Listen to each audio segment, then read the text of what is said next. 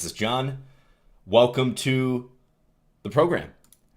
It's 2 hours of 3+0 Blitz on Lichess. Lichess.org. We're on the official channel. Yeah, I see the announcements up on the page. Lichess plays. A number of other streamers have been doing this, and it's a pleasure to take part. I'm going to be playing you guys for the next 2 hours. So let's get it started. I see the challenges rolling in already. Now, I am taking random challenges, so there's a script that allows you to accept random challenges. It has to be 3+0 though, so like David, unfortunately, I'm going to decline this one because last time I think we gave a few too many non-3+0 challenges that did kind of mess it up. Yeah, like this is a 5-0. I'm going to abort this one as well. Yeah, game aborted. Let's see. Okay, 5-0. Yeah. I wonder if it actually prioritizes. It should be random, but these are all 5-0. Hello, everyone in the chat, by the way. Infernal Kush, I hope to play you as well. Accept random. Okay, here we go. We got a 3-0. Let's do this. Good afternoon, Duffman Chess. Playing Surish Cavale. Yes, good luck. All right, let's play Bishop C4. The Bishop's opening. Casual or rated? You can do either. Yeah, no preference on my end. Okay, we'll play D3. Hello, Dylan, by the way. Also, Tactical Bert, tuning in from the Netherlands. Let's play F4. A little bit spicy. Moving the forget about it pawn, the F pawn, very early in the game. Now, I think black can try to punish this move. I would strongly consider playing the move d5 if I were black in this position, but let's see what my opponent does. Greetings in Samo. You had a game, but it was aborted. Yeah, I'm going to be kind of strict on the 3-minute game. I mean, one might slip past or something if I'm not paying attention, but let's just try to keep it consistent. That's the best way to ensure as many people as possible get a game and we keep things moving. We had a lot of interesting games last time. The first couple of games in the last session were super tactical. Dylan, thanks for the 10 bits. And I don't exactly know how Lichess is set up with their subscriptions or donations on the Twitch channel. Probably No Joke Chess, who's a mod in the chat and a mod on Lichess, can maybe extrapolate on that. But just to be clear, everything, the bits and whatnot, go to Lichess, not me. And thank you guys for supporting this site. It's a great project for all chess players that is open source and nonprofit. So I'm happy to be a part. Any news on the house move yet? Yeah, I am moving at the moment. Not very far away, like 25 minutes away. But if my house progressively starts to look more and more bare in the coming month or so, you know why. Queen b6 maybe could have been played, trying to go after that pawn, although that might have been risky. And No Joke confirms, we're set up for subs and donations. All right, cool. Will I accept random or orderly? So I have a random accept button. Yeah, so I click that baby, and whatever it gives me, that's the challenge I go with. It would actually be even cooler for the purposes of this. I mean, this gets pretty technical, but if it could accept random challenges, but only on the time control that you specify, that would instantly solve the issue.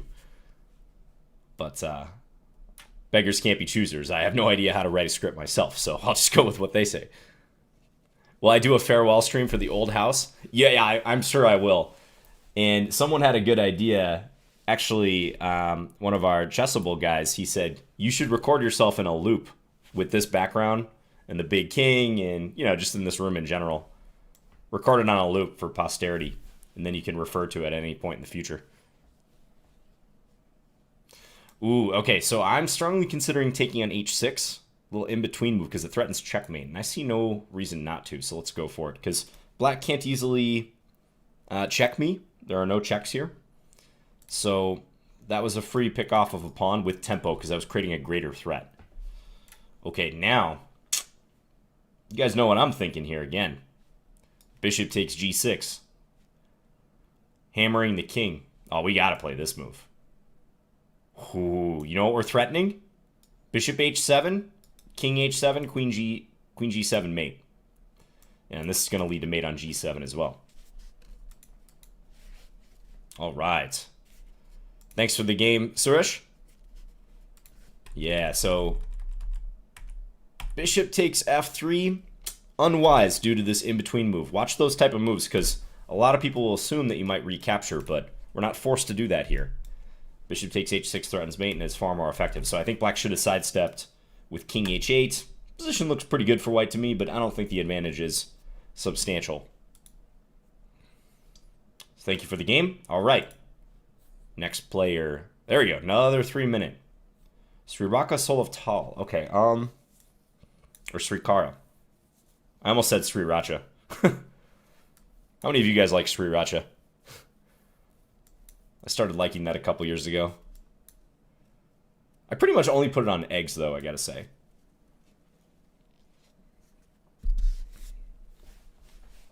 Hello, Puspraj. Yeah, thank you for tuning in. For the challenge filters, would you just like per minute? So I was commenting that if there's any improvement to be made on the accept random challenge button, it would be to allow for you to pick the time control that you accept a random challenge on. It's already getting rather technical. Oh, okay, didn't mean to play that move, but we'll roll with it. King f1. All right. I was actually going to put the king back and then joke that I was going to try to smother mate him. So now this actually looks kind of hard to meet for him.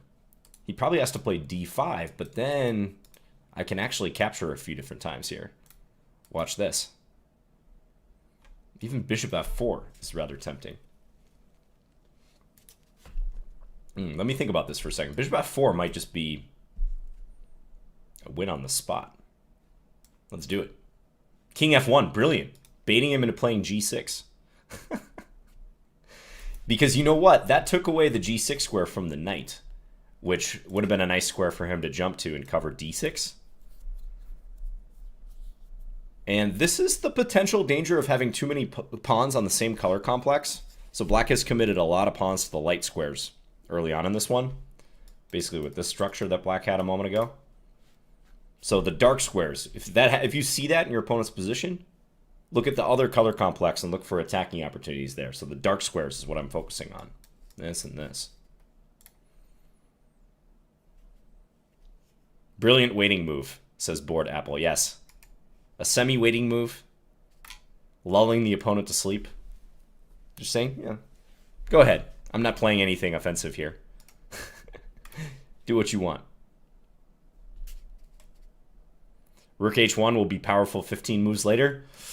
I hate to say it, but I don't know if my opponent's going to make it that long. Or that the rook will be relevant. This looks already pretty terminal here. Black's probably not immediately losing, but he's burning time. Remember, there's no increment. And these two threats are coming in. Yeah, so here I have a choice between knight d6 and knight c7. And I think I'm going to go with check, because I'm going to take this rook and hit the queen simultaneously. Yeah, black resigned. Let me take a quick look at that. I'm just real curious. We're going to keep things moving for the most part, of course, but... Yes, king f1. Okay, it doesn't change the evaluation that much, but yes, castles is far better. And knight b5 is still the top move of the engine right here. On Lichess, you can toggle on the engine with this little button up here when you're in analysis mode. It's rather nice. And look at that. G6 rockets the evaluation up to +2. Again, pawns all committed to one color complex. When I see this, I'm looking at these squares. And maybe even some squares further on the king side. But those green highlighted squares in particular, those are great attack vectors. A dark square bishop may be coming in. If we could put a knight here or here, like if this were Crazy House, that would be checkmate. So watch those squares. Yeah. And I even made a mistake. Bishop f4 is evidently even better here. On takes, black can perhaps try to play a6. That's a tough move, a6, counterattacking, but they can go for it. Okay, but thank you for the game, Srikara. Let's go. Punro. All right, I got white again. Let's mix this up. Let's play b3. You know, I've been studying some games of the great Danish player. Who is the great Danish player in chess history? Do you guys know? I see a lot of horsies in chat. Shout out to the horsey emote. We're going to use the horsey set in the last game of the day, I promise. Yes, you guys know your chess history. Bent Larsen. The late, great Bent Larsen. I was just chilling at the coffee shop the other day after a tough day of packing and home renovations, and I was reading Bent Larsen's biography. And I was inspired to play b3 because of this. But I don't think my opponent's here. Punro. How do you respond to b3? Is this game over? I think he has some time. All right. I don't think Punro's here. We're going to have to try b3 in a future game. All right. 5-3. We can't play this one. All right. Waggly Rhombus, you're next. We get another chance for b3. And by the way, you guys can challenge me to either white or black. I would actually, honestly, just suggest sending a random challenge for color. R.I.P. Punro, yeah. Maybe he'll jump back in the queue later. Okay, f6. So black looking to play e5 and maybe blunt the scope of this. What would Bent do? And that's just a cool name, first of all, Bent. Probably in Danish, that's not an uncommon name, but given that Larsen had kind of a crooked style, very unorthodox player, like that even more so plays into his mythology. I want to play e4. I honestly do. I'm going to do it. What you got, Waggly? If you want to take the pawn, I'm going to go bishop c4. Maybe start threatening some stuff on the diagonals here. Is 90 plus 30 okay? Let me check with the Lichess mods and see. Okay, c6. All right, so he's being real solid with these pawns. Okay, let's play bishop d3. Maybe get the bishops side by side. I'm envisioning... Okay, so normally this is a bad square for the bishop, but I'm envisioning a situation where if there's a trade here or I move this pawn, queen h5 coming in is going to be annoying. Like, I'm already thinking about e5 or takes. Let's consider this for a moment. If takes, black can play the recapture with the queen, a la the Scandinavian. e5 is catching my eye. I just don't know if I should allow black to do that. Let's take. Let's open it up.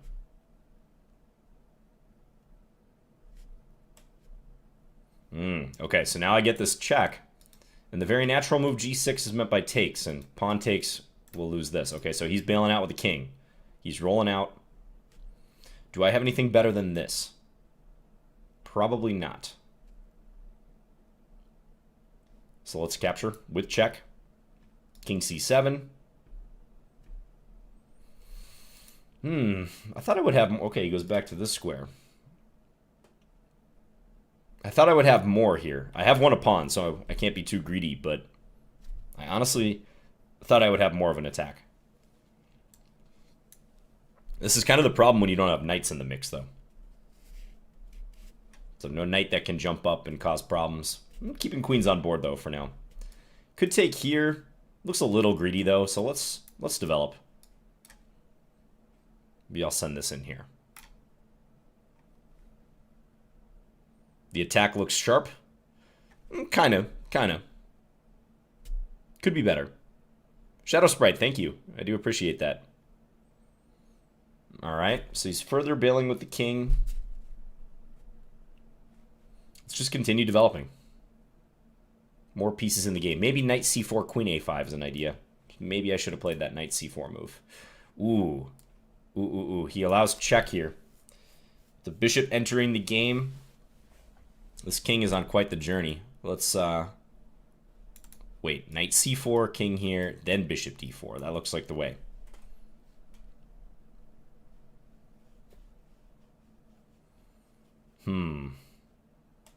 This is around the time where you start to say, where's my mate? Let's give another check. King having a fun time, yes. Too bad it's not King of the Hill. Waggly Rhombus would have been winning. All right, so Queen F3 is mate if not for King C5. So I'm going to go here. I only have 19 seconds left, so I better end this game soon. Okay, that is checkmate. Middle of the board. Nice little picture. Okay, mental note. Don't start thinking too much, John. Yeah, I think black has to take with the queen. Either that or black could maybe ignore this demonstration and play e5, advance in the center. Oh, and probably the best move of all is to take here. I was going to play it like a gambit, but thank you for the game, Waggly Rhombus. Next player. Okay. Beglish on Kulaev. Let's go. I'm playing black. 21.96. Got to focus here. Well, let's play a Scandi. Let's go. Plot twist, it was King of the Hill. Okay, you'll encounter this move a lot if you play the Scandinavian. At amateur level, people do like to play it. I just don't think it's very effective, is the thing. So let's go Queen B6, because I can try to play this like an advanced French, but one where I get the light square bishop outside the chain. So, for example, now I'm going to play bishop F5. This is not a luxury that you have in the advanced French, because you've already put your pawn on E6.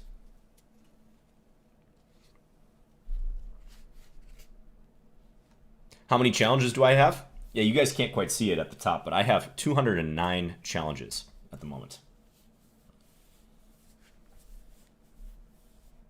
Okay. A3, so it looks like he's going for the B4 move. I think A5 is not a bad way to deal with this, but I got to be a little concerned about my queen getting trapped, so I'm just going to play E6. We're going to keep it simple. Let's take here. Now, pawn takes, I wonder if A5 is good in this position. Kind of looks good because, again, some crossover to the advanced French. A lot of times, white's bishop is looking at the B5 square. There's no knight obstructing it. Like in the advanced French, this knight is usually on F3. So white can play B5. But here I can just take it because he's not defending that square.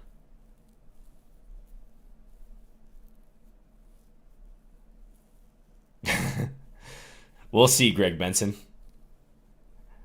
Your chances go up if you challenge every week. And also, I'm not the only Twitch Plays streamer, I should note. So there's other streamers in the mix that Twitch has enlisted. So if it works for your schedule, you can have a decent chance of catching someone. Let's take with maybe even the rook. My knight was my instinct, but there is queen a4 check. Let's take with the rook. I'm unusually well developed here. Couldn't take the knight on b1 because my queen was hanging, but now bishop takes b1 as a threat.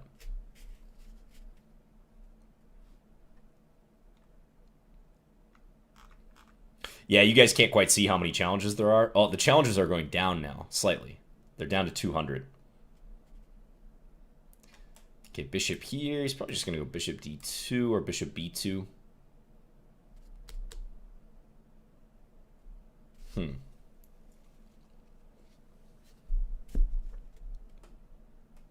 not sure. Let's go knight h6. I'm just going to try to develop. If he wants to take this, that's fine. I don't mind that happening. I'm going to go here. Maybe knight f5 on the horizon. Okay, so he's developing. Go bishop e7. I'm just going to try to get castled now. Put a rook on a8. Looks like we're both content to castle here. This bishop is pretty strong, though. Still patrolling the b1 square.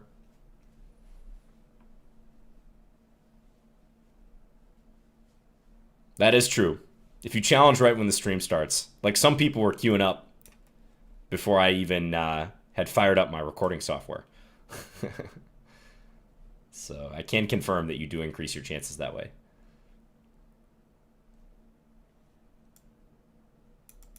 Gotta watch my light square bishop a little bit here because he might start playing like this. Let's go ahead and take this pawn. Because if he takes my pawn on h6 at the end, I see I'm going to win d4. Oh. Hello. I think he forgot about that bishop. And now I'm pinning him on the first rank, so he can't take my queen. Okay. This should be a conversion job now. F4, I'll bring this back, and then F5, I'll play it again here.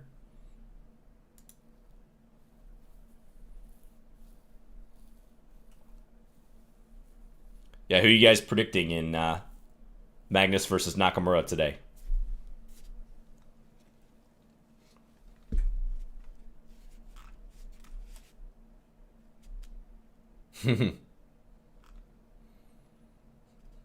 Shout out to Duffman Chess. Okay, let's go here. All right. Can I take? No, he's guarding that square at the end. Ah, but I have bishop f4. That's kind of sick. All right, I see an idea. Oh, that doesn't work, though. Oh, that does not work. My idea was check, knight takes, then mate here, but then he escapes to this square. Okay, this will get interesting. This is a pure bluff. Don't tell Beglish. Don't tell Beglish, guys.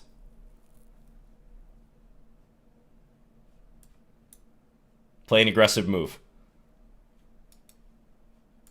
Aggressive move, make him think.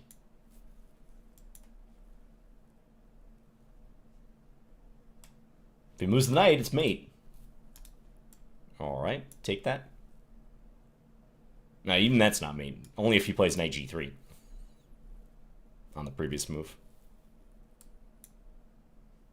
Low time situation, yep. Think we have good chances here, though, because he's far lower than I am. Let's go here.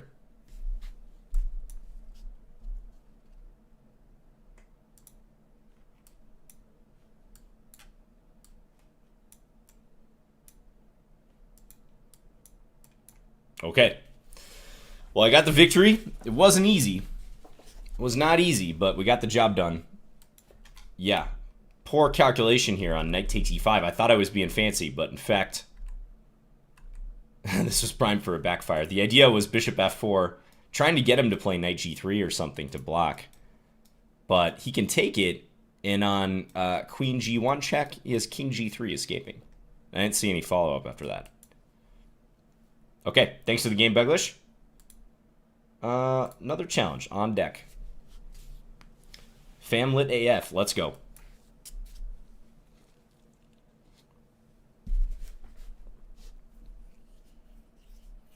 $2,000 rated player. Oh, this is a 3+2.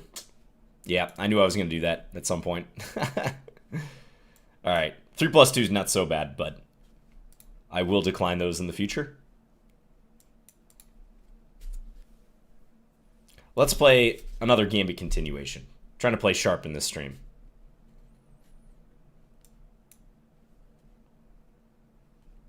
D5 is the move here. And now bishop f6 is best according to theory.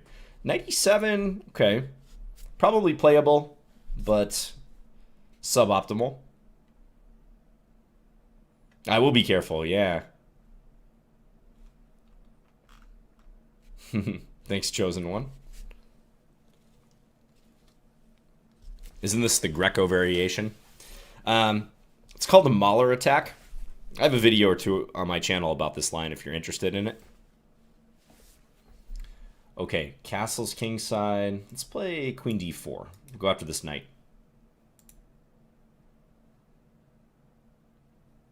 Ramahuma, thank you for subbing with Twitch Prime.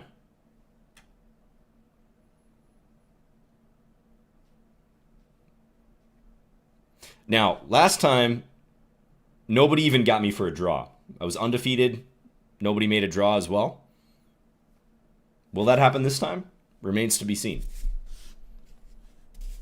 We already had potentially a shaky game there in the last game. Not the mole attack, the Mahler attack. Like this. With the dash through the O. Bishop g5 or d6? D6 runs into knight f5 potentially, so let's go bishop g5.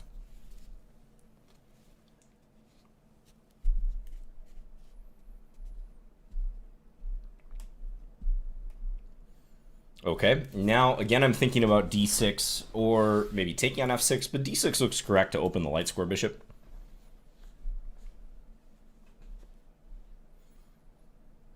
Yeah, there we go. Fire put it correctly. There might be an E in there as well after the O. Not 100% sure.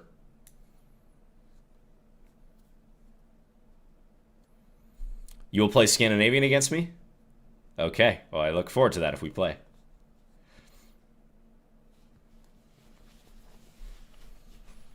Okay, so some pressure here still. Black can probably work their way out of this, but it looks a little unpleasant. White is down a pawn, though, it must be noted. Ooh, knight e4. Okay. Ooh, that may be problematic for me. You know why? Because if I take here, and amazingly, I have 2 pieces under attack that I can't tend to. So I think I gotta go here. Let's do this.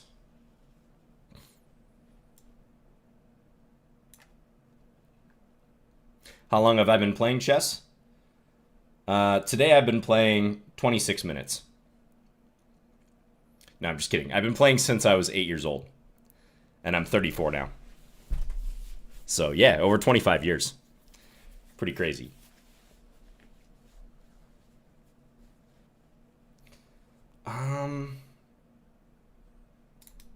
F7 is a big focus of the attack here, but I feel like I need to protect this pawn instead.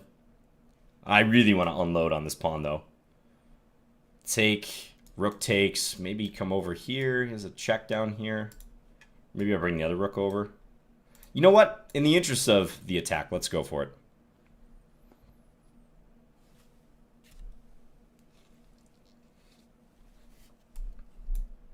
My birthday is September 5th. September 5th.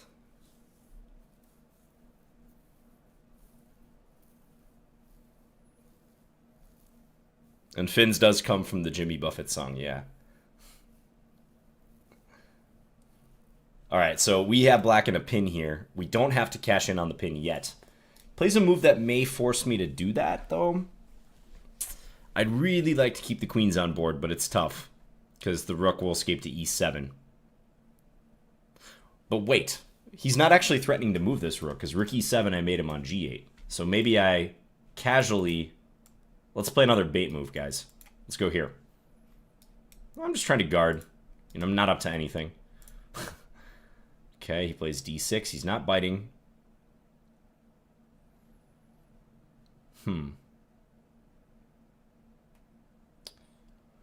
Now this bishop is potentially coming into some square.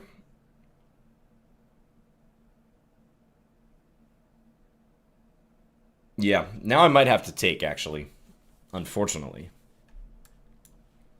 Gotta do it. And now let's play rook e3. I'm worse in this position, absolutely, though. I'm down a little bit of material. The attack fizzled. He does protect very good. Yeah, look at these pawns. I'm weak on the light squares. Bishop h3 would make a lot of sense here, I think.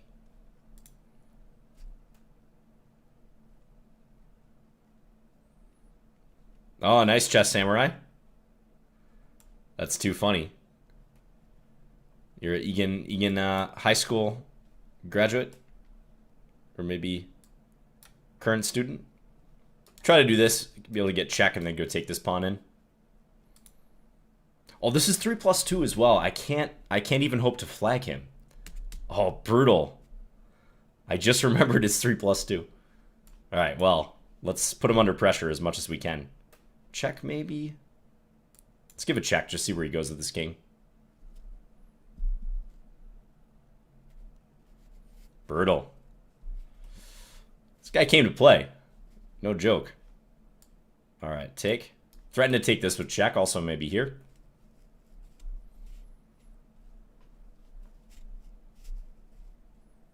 Okay, some issues for him, for sure. I'm getting a little lag on my end. I don't know if you guys are experiencing that as well. Pieces are a little bit sticky right now. And I actually experienced this slightly last time. So I don't know if it's something with the stream. But hopefully it won't affect my performance. We'll see. Check. Check again. Trying to go after this G7 pawn. And it's weird, it seems to only really be noticeable in time scrambles. Okay, now we take this guy. Can I take here first? Or is that playing with fire? Let's take this one first.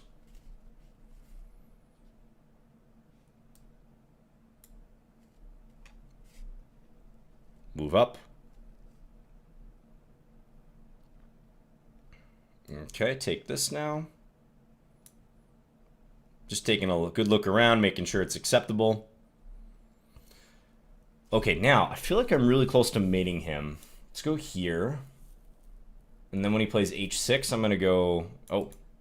Ah, tricky guy. Is he trying to do this and then rook takes f2? Wow. Stalemate idea. Stalemate motif. All right, well, let's move over. That's brilliant if you planned that. Okay. Let's go here. Wow, I am really lagging on my end.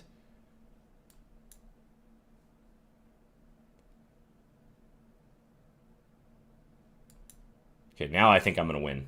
The knight on f7 is mortally pinned. There was no way he could have protected it. Okay, I should have taken on h7.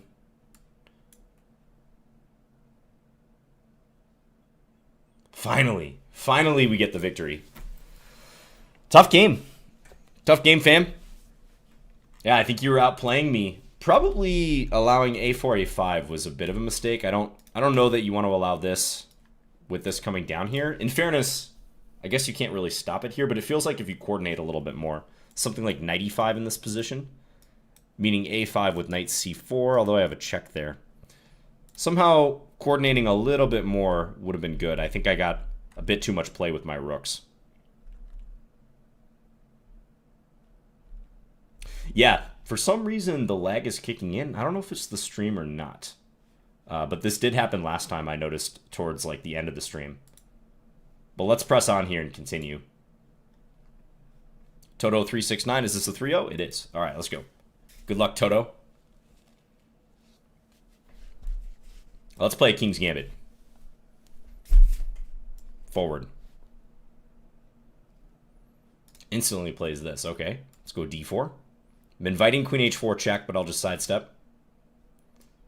Yeah, see, this is weird. This feels fine. This is normal, smooth Lichess. But in some of the time scrambles, it's lagging for a second or two on each move. What's your secret on staying so calm during these matches? You know, playing online, for me, it's all gravy, man. It's all for fun. Over-the-board tournaments and the stress of competition like that is a bit of a different animal. Like, I definitely feel it. But online, we're just enjoying this wonderful game together, right? That's how I look at it. Even me as an IM, of course I want to win. And if I'm playing some online tournament, I do get nervous sometimes. But my reaction tends to be to laugh more than anything else, based on whatever happens.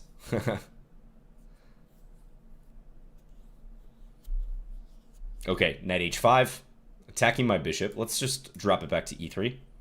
Now, if takes, knight takes, I would be hitting the knight on h5, so maybe I can get some sort of bishop h7, followed by knight g5, Greek gift style thing. I don't think it's quite working yet, though. Can I play a Jerome or a Boncloud? I can try. Can definitely try. Now, bishop f7, which I could have considered on the previous move. Or, sorry, bishop h7, I mean. I don't think it quite works because in this line, black will block on h6. We can take this further, though. It's a lot of arrows, but eventually I'll take on f7. I just don't see the full compensation. I'm running out of ammunition at that point. Let's play knight d5. I'm going to get another attacker in the mix.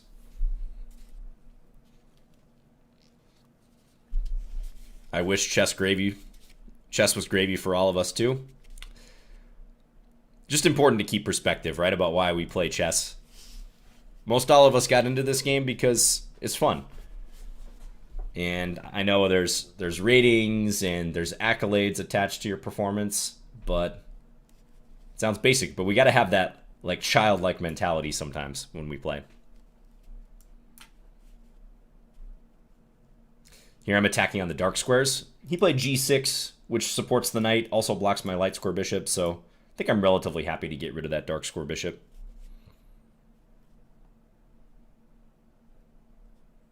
I am using the Maestro piece set. So it's this one. Yeah, Maestro, and then I think for the board theme, it's just this top left blue one. The standard blue. All right, queen on e6, knight on c6. That's often susceptible to a pawn fork. But black's just going to take it. This feels juicy for a tactic. Let's go here. And if I can drive this rook away, knight g5. Going after f7 is looking good. d4 is a little bit loose, though. Let's see how this shakes out. He plays his knight back. Okay. Let's still play knight g5. Kind of aggressive. We'll check that after the game, Mott. I'm kind of curious about that myself, but I'll check it after the game and see. Proposes a queen trade, so maybe I can pivot the knight in here. Let's do that. Also blocks queen takes d4.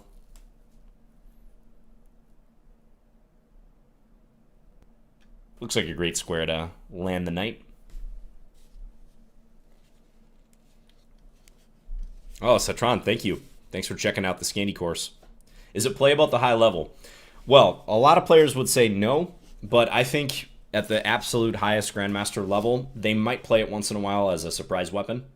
And in fact, if you look up the game Caruana versus Carlsen from the Olympiad in, I believe, 2014, Magnus actually won with a queen d8 Scandinavian against Fabiano in a classical game.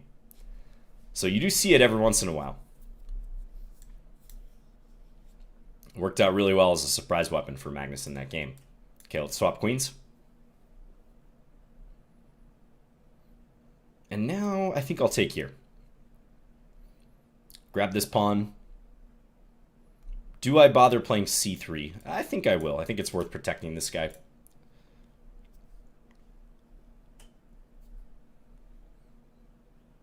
And now what? Knight f6. Knight c5 also comes to mind.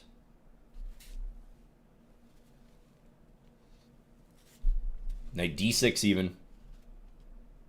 Oh, my clock. Let's play knight d2. Oh no, my clock. He knows it too. He's starting to play fast.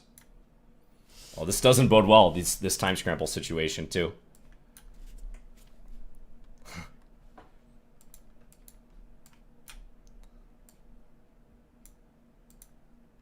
I got a pre-move. It's my only chance.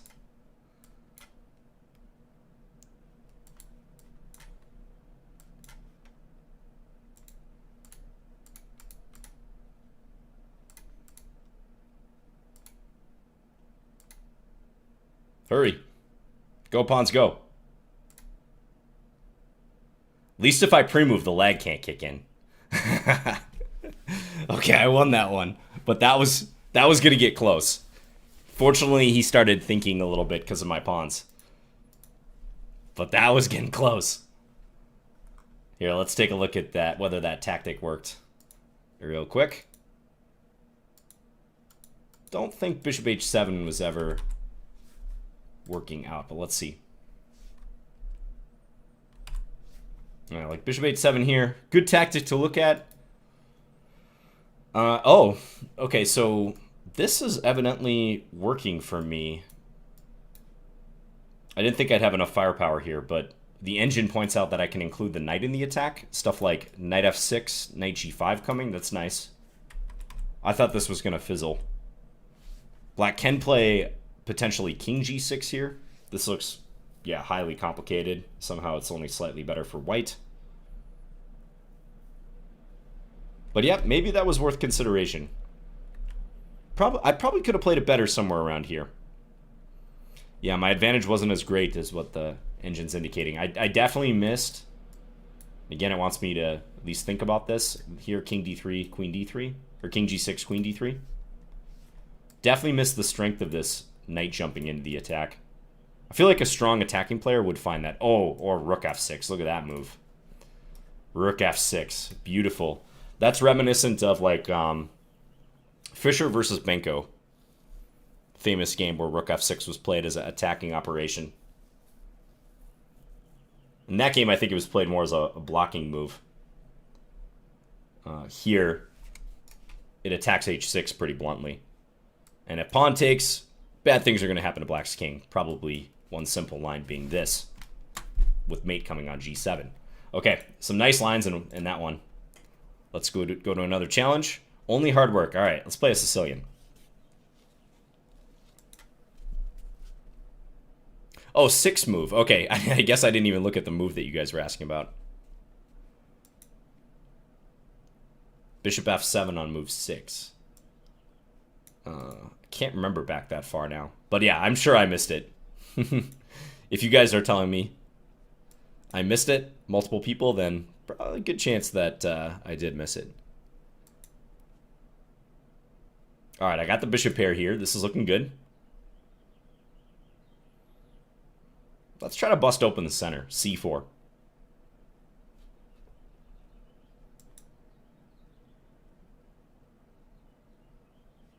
Check.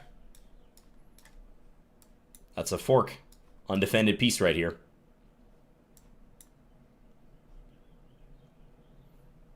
This might be a short game. Maybe we can go back and look at that other one real quick. Hello, chess kid, by the way. Thank you, Medi B. I'm wearing a hoodie. Yeah, this is just a normal hoodie.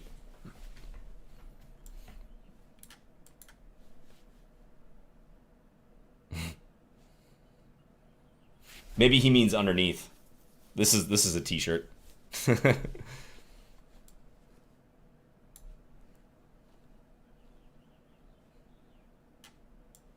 Okay, take this one. Beautiful light square bishop. Also up a piece. So this should be pretty routine.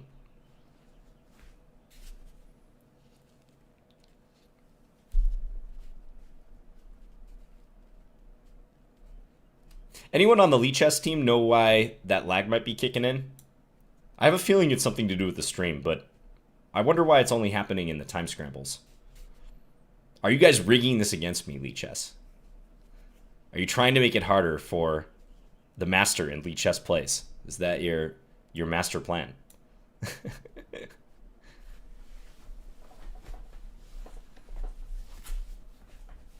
You're wearing your horsey hoodie? Nice. Your Lichess hoodie, that is. Ooh, f5, did I allow this? I think it's okay. Bishop g2, bishop c5, that should be too much.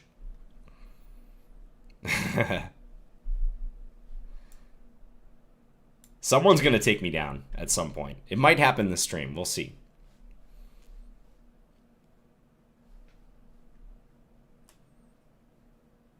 Okay, rook f2. Yeah, that move was almost forced. Now, what's the best way to get through all the complications here?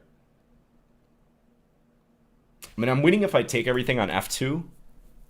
I also could get fancy here. You guys like to see fancy, right? Queen takes g5, queen takes g5, bishop takes f2, check. King takes g2, bishop e3, check. I think I like that best, actually. That might be just the best move. It's pretty clean.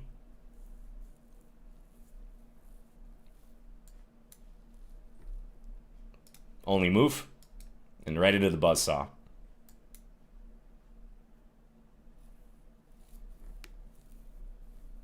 Rook f2 seems poggers. Yep, that must have been good too. Yeah, I think it's CPU lag. It's weird though. It's only happening in the time scrambles. I wonder if it's due to the tenths of a second, like someone. But I've never experienced that before on my own streams. So I have a feeling it's something due to the the custom RTMP we're using for this stream, so I can stream on the Lichess channel. That's the only plausible explanation. But we'll keep an eye on it. It just adds a layer of difficulty, like we said. Just look for a swap here. Oh, he's going to take his chances on the back rank.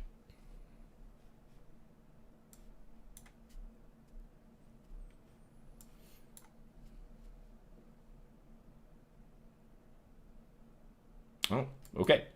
He gave me a gift. Yeah.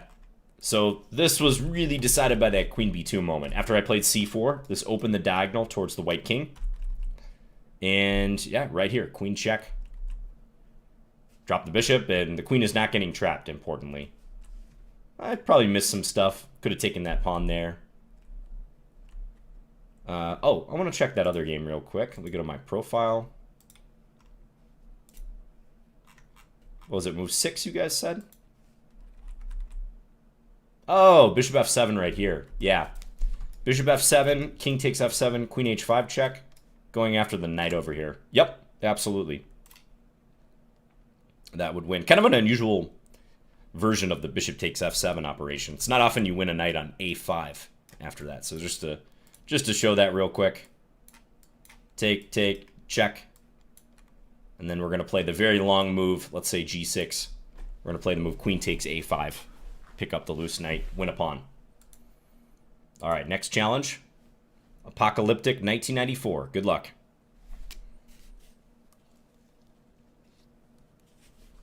You want to see a Scandi chess samurai?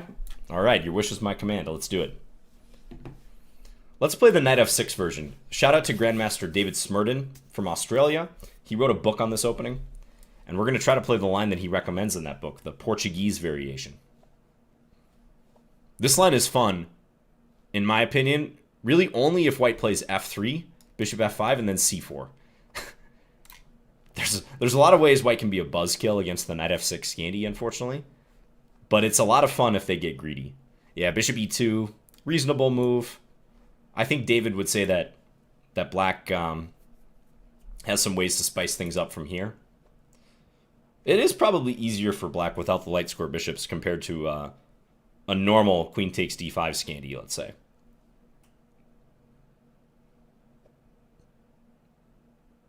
The Portuguese variation is a blast.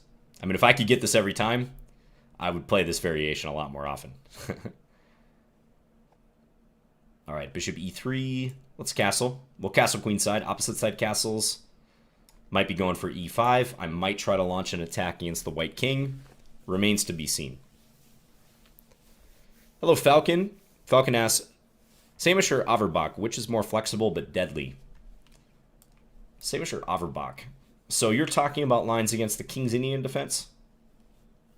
So the Samish is f3, often with bishop e3 on the way, although not necessarily. And the Averbach is, I believe... Is the Averbach bishop e2 and bishop g5? It's hard to keep all those lines straight sometimes.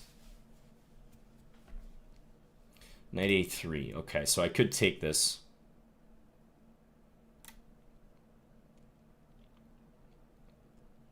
Could also play something like knight g4. Maybe go after the dark square bishop.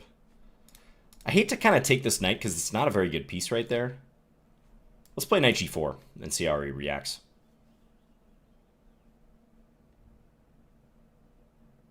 Yeah, you know, I personally like the Samish of those lines.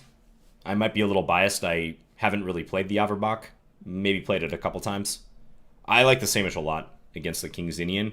I think it's a good way to prevent black from having a lot of the fun that he normally has in some of the main lines of the King's Indian, where white plays in the classical style and plays in the center and on the queen side. But in the Averbach, white is kind of preventing that as well.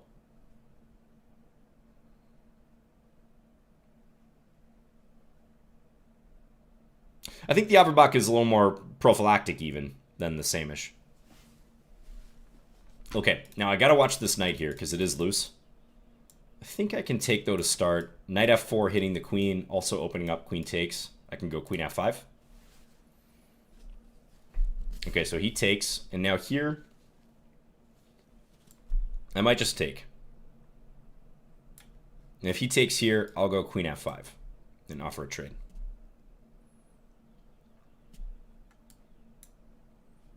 If we trade, I'm thinking his bishop's hit. Also, I can still take his knight on a3 if I want. I'd be more likely to take that knight towards the endgame where his pawns might be damaged when things have come off the board a little bit. Does that board taped up there mean you don't open that closet? Well, actually, I cleaned out that closet recently. There's almost nothing in there at the moment. But yeah, I don't often use it. There was just stuff I was storing in there. Yeah, so now I'm going to play this move. I'm not fearful of an attack against my king. We're setting ourselves up for the endgame. Rook d3, I think black's probably significantly better here. And that's almost entirely due to the pawn structure. If this pawn were on b2, white would have pretty little to fear here. Yeah, now he's going to lose multiple pawns. Which one to take? Or do I even take one at all? Maybe I just increase the pressure. Maybe I keep my options open. Let's do that. Back rank alert. Watch out. All right, let's go here. Now just shut down counterplay. Cardinal rule of the endgame. You guys know what it is? What is the cardinal rule of the endgame you want to keep in mind? The Capablanca principle.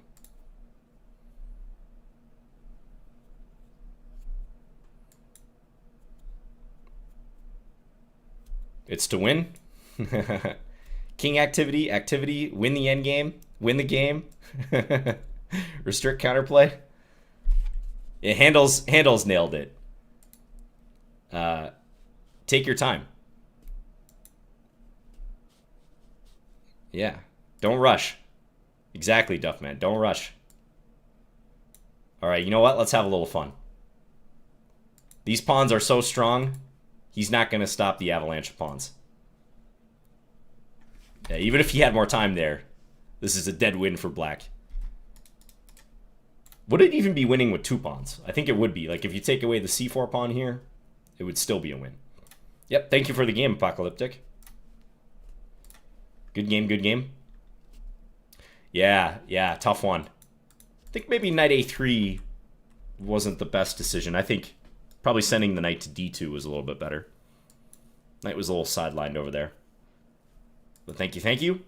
Let's go again. Red Riot. Okay. Let's play another b3 game. That was fun. We're getting some interesting games out of this. All right. Now, I'm thinking about launching maybe some sort of kingside attack later. Let's play e3 first. Okay, this is pretty standard stuff. f4, knight f3.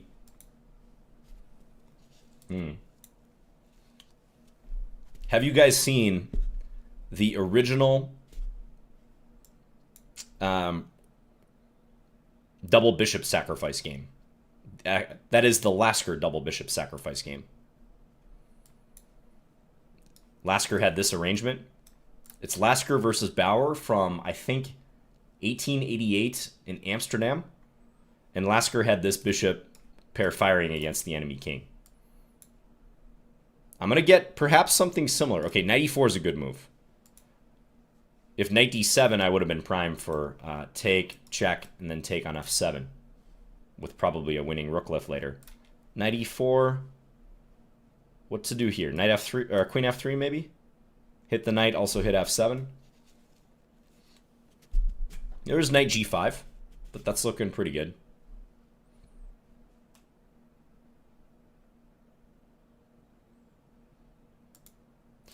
Let's go queen h5 first. I'll try to be a little sneaky here. Threaten f7, but also make a little adjustment. So if g6, I'll pull the queen back to f3 at that point. I will sub if you scholars mate someone. Oh, that might be difficult. But you should sub to the Lichess channel anyways. Hey, thank you, John Connor. I do appreciate that. Oh. Gotta watch that f7 pawn. He defended against it initially. This is going to be checkmate now. But yeah, Lasker versus Bauer. Famous game for your chess education. I wonder if there's an easy way to show that game on Lichess, but it's probably not going to be in the database. I think it's a little too old.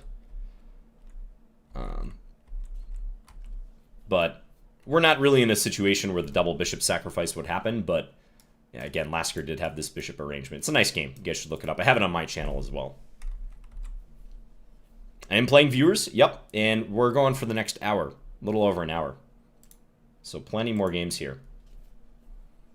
Dugong is next. Okay, 1950. Lichess patron. Let's do it. Let's play d4 this game. Queen's Gambit.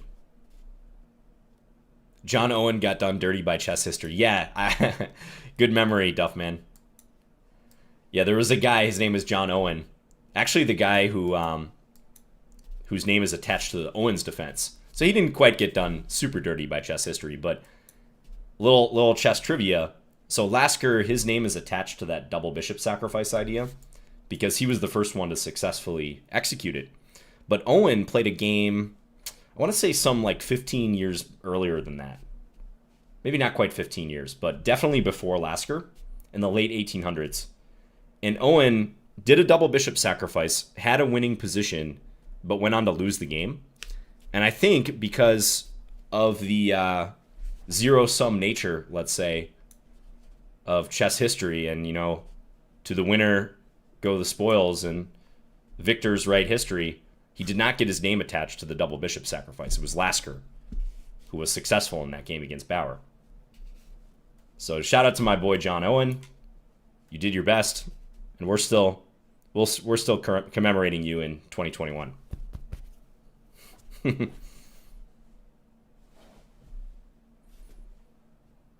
Okay, this is looking very dangerous for Dugong.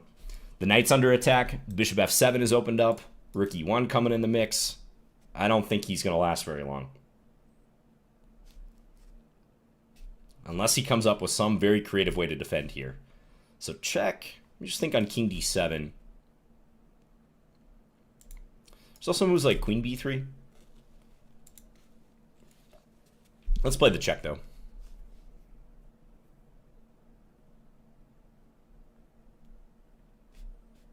Nice, Fabao. Yeah, very good. Keep it up. Keep playing longer games. You'll continue to climb. I'm going to go h3. It's a little bit of a quieter move, but my thinking is if he takes me, then the pressure here and here is going to be significant. Maybe I allowed bishop e6. I'm not sure. I can take and play queen b3. Looks pretty good. There's probably just too many issues here for black. I thought about that. Queen a4 and sack on b5. Wasn't quite sure about it, but probably a lot of ways to play. Yeah, my pleasure, Soul Eater. Thanks for challenging. When do I leave my new place? Probably in about a month. I'll start transitioning to the new place. Okay, takes. Check here. Yeah, he's fighting. He's holding on. Bishop g5 first, maybe. I'm trying to delay the decision about which pawn to take in favor of further coordinating attacking moves. Yeah, I'm looking forward to it. It's a lot of effort moving, as I'm sure many of you guys are aware. And for me, it's not just moving, it's also like selling my current place. So another layer of, you know, just work and getting things organized. Ooh, check. Where's my mate going to be? Here. King c6. He's going to try to slip away. Well, taking seems like a no-brainer, so let's do it. Where's the follow-up? I mean, this feels correct to take away some options from him, but he's going to put a rook on e8. He's somehow pulling a Houdini-like escape here. Maybe this move? Let's try this one. Looks a little odd, but I'm thinking queen d5 is going to keep him kind of at bay. Hey, King James. Yeah, thanks for tuning in. So check. Yeah, and my idea was he couldn't really go that way because of the win of the bishop.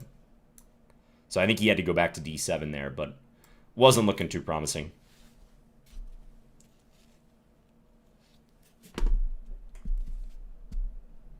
They should allow illegal moves on Lichess. It would be way more fun than taking the king when he blunders mate. You know, I've thought about that too. Like, what if they were to allow OTB-style things to happen? Like illegal moves where you have to claim it, let's say. Let's try to be sneaky here. Okay, this will be a cool mate. Rook takes a2. Oh, that's not mate, though. He could actually sacrifice his rook. Near mate. Close call, but not quite. Or I was thinking touch move. What if there is a touch move feature? Where Lichess can sense what piece that you're putting your mouse on, and you're bound to play with that piece. I think a lot of people would voluntarily opt into a pool like that. Maybe if they're looking for OTB practice, or they just want to mimic that experience. Did they do that for April Fools? That's pretty funny. But a legit option I'd like to see.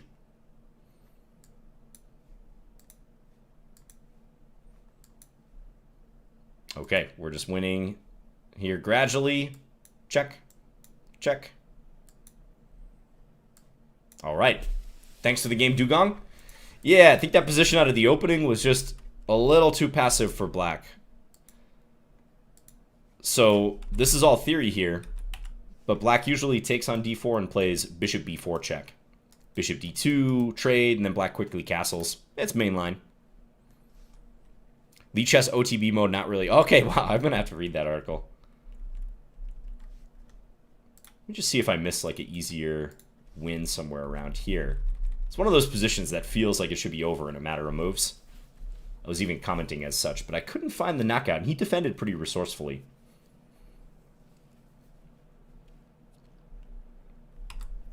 Bishop f4 is the best move.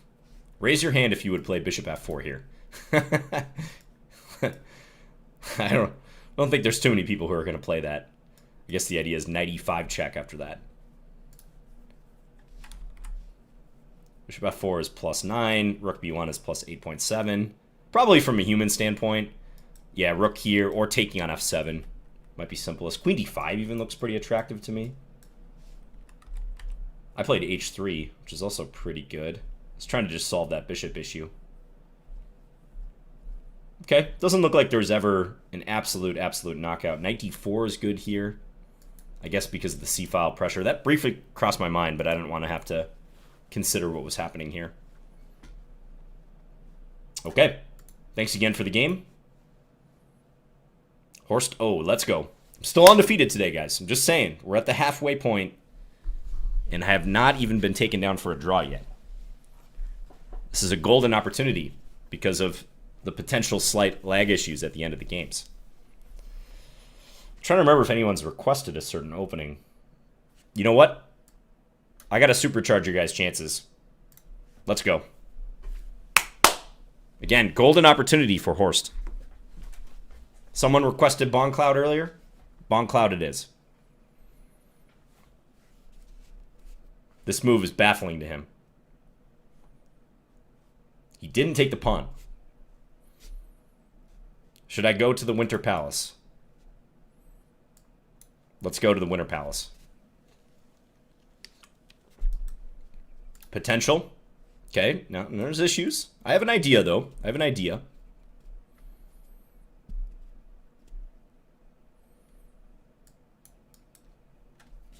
The safety of the Winter Palace. The Fortress of Solitude, yes. All the preparations were laid.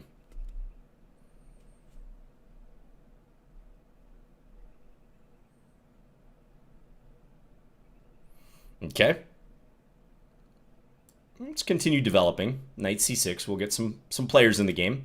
He's a very kind player. He's forcing us into the Fortress of Solitude. Now, he can take here. He should take that because he would be threatening bishop g6. I'd have to play knight e7, at that point. But I have a feeling he's going to throw himself at us. He's going to play this. So maybe queen e8. Maybe. Let's think for a moment. I also think f6 is not a terrible idea.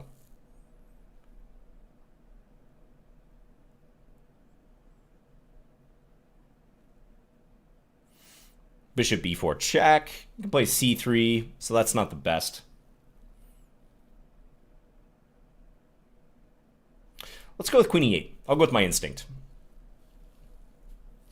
Yeah, the Excalibur computer I have, I did post a picture of that on Twitter the other day. I think it had a max rating of about, yeah, like Duffman said, 1650 or 1700.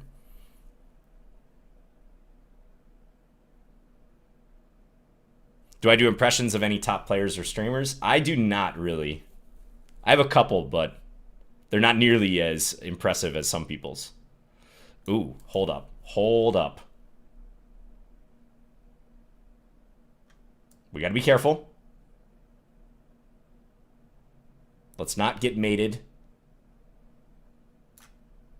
At least yet.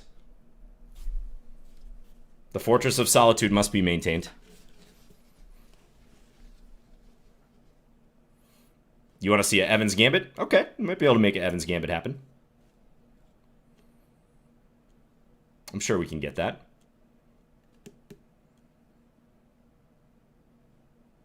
All right, let's dispute the file now.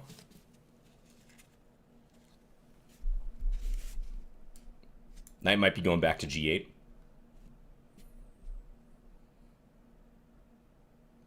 Schilling Kostic. That's one I've never really tried from the black side.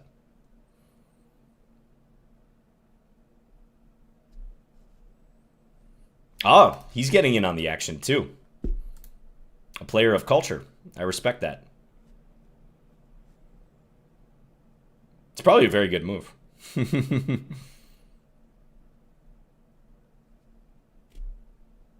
Fellow player of culture. Let's go d6. I got to get the light square bishop in the game.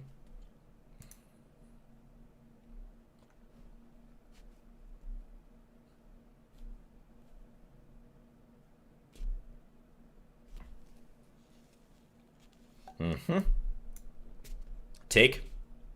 Undeveloping. Setting up for the next game, as Ben says. All right. Take. Yeah, let's capture. I think this is nothing to be too concerned about. Now, he could take bishop f7, but he leaves e4 unguarded. So I'm thinking that's probably going to work out okay for me. Here he's got these two issues to worry about. How often do people butcher your last name? Not too often, actually.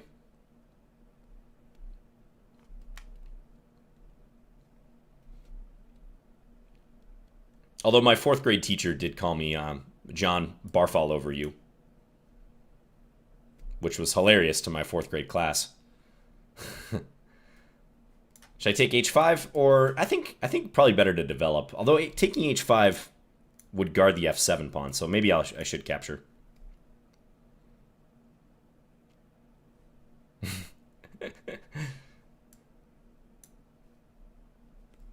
It was kind of savage. It was pretty funny, though, too. I laughed at the time. Yeah. Yeah, definitely a name with a lot of UK influence.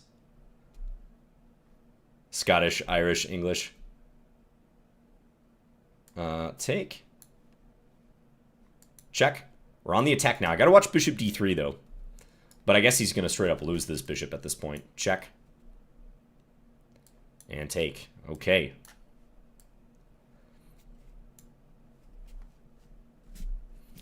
Good game, Horst. Yeah, the Fortress of Solitude was too strong. But I was getting nervous, I'd say right around here. Because I realized bishop takes f7 would have been a difficult move to meet. I would have had to play knight e7 there, and that was looking kind of dicey. So the fortress was almost pierced, but not quite. And I managed to work my way out, so... All right. We keep the undefeated streak going.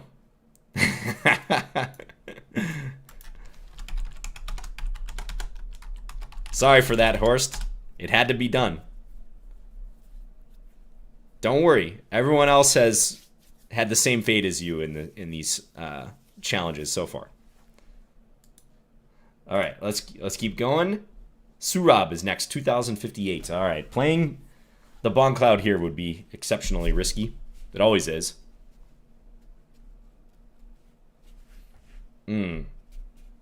Let's play a Caro-Kann this time.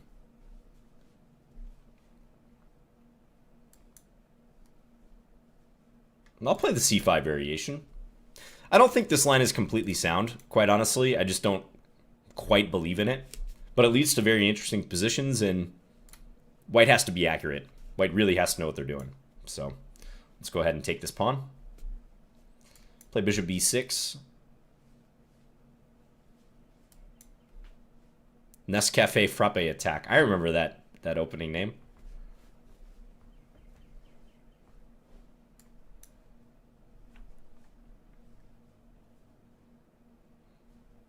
Yeah, we'll see, Adi. There's 150 challenges right now in the queue. We're going to play for another 50 minutes or so. Okay. So, do I target this pawn on e5, or let's just continue developing? I'll play bishop d7, rook over. He might play for c4. I might go for a5.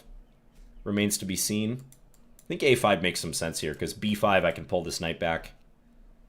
And his structure looks a little wonky, but we'll see.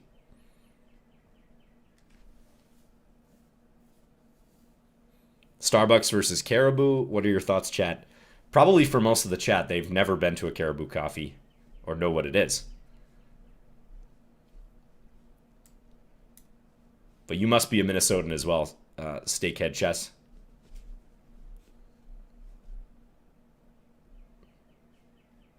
Okay, knight f4? Or take. I don't really want to take. Maybe even this move. This move might make some sense because he might be looking to play bishop a3. So perhaps I can wedge this bishop in on b4.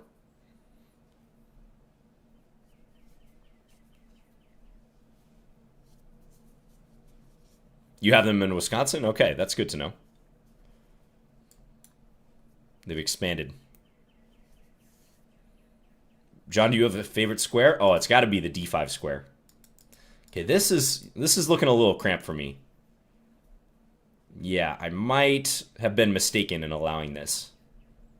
But he does have to keep his knight here, at least, to maintain this. So let's try to distract him a little bit. I'll attack his light square bishop. Try to generate some play.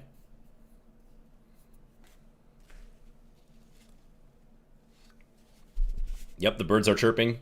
Yesterday was a gorgeous day. Today it's pretty overcast.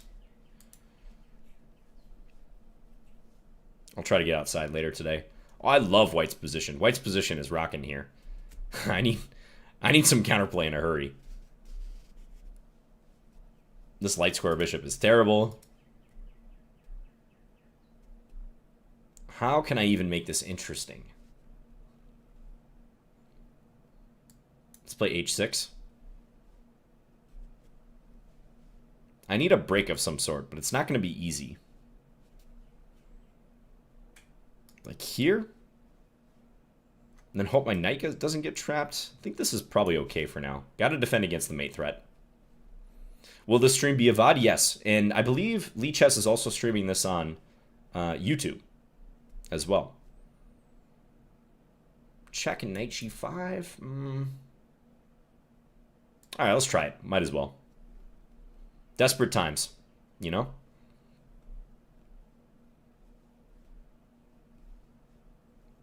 Doesn't take. Okay. Now, I need to get this light square bishop in the game. If it could come to this diagonal, that would be perfect. But that's going to be tough, especially when he controls the c6 square.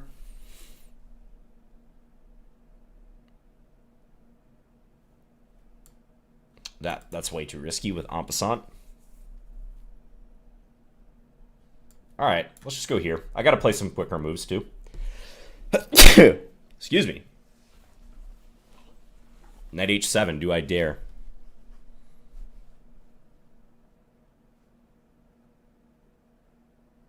I do not dare. That would be a terrible decision. Okay. I'm going to sacrifice. I'm going to sacrifice an exchange here. He can take and then play bishop a3. I got to mix this up a little bit. It has to be done. Thank you. Thank you, guys. Must be done. Let's go here. Now, the light square bishop does stand a better chance of getting active. But I am extremely worried about the time at this point. Time. Always. My position's getting better and better, though. I will say that. Things are improving rapidly. Probably will get a trade here. No, it takes that. Okay. Now trade. I might even be winning a pawn on a4. This knight can always come back to f8 if necessary. My. How the turntables have turned. A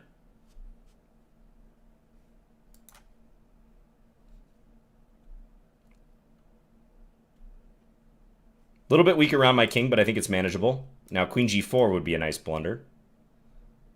Walking right into the capture, but he doesn't do it.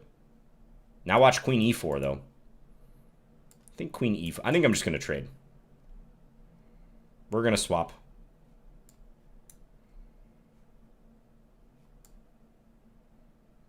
He's not going to make it on time.